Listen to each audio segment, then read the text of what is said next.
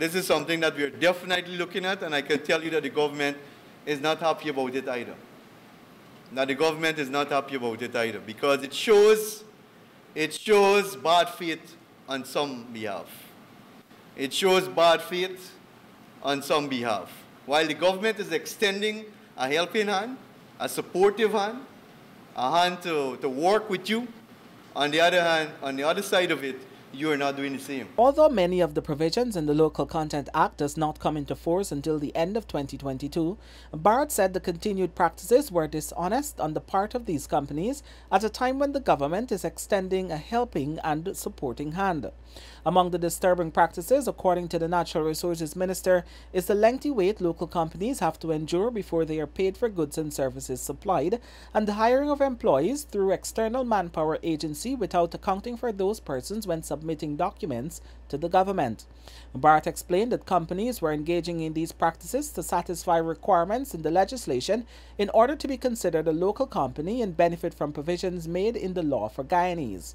Among those provisions is that the company must have over 50% Guyanese ownership, 75% Guyanese management, and 90% Guyanese as the total staff, after which they will be able to supply services and goods under a legislated schedule that makes specific provisions for Guyanese to benefit. And when you do that, my friends, you're shortchanging Guyanese in Guyana. You're shortchanging the people in their own country.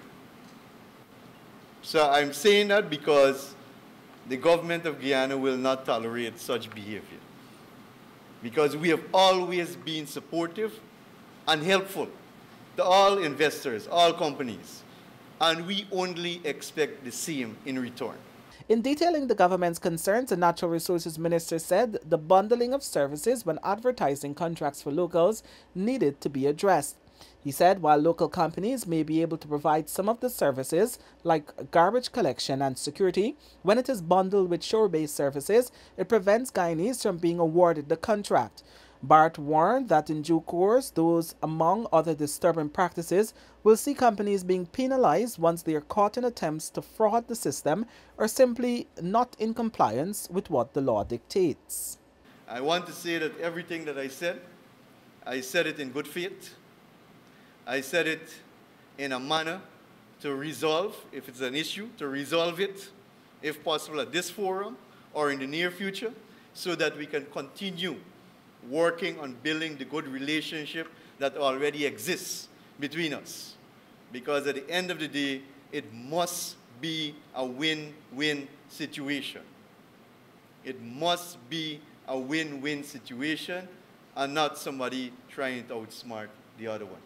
Bharrat said the government is also committed to doing work to improve the ease of doing business for investors and will soon begin work on implementing a single window system which will not only guarantee simplicity but also save time.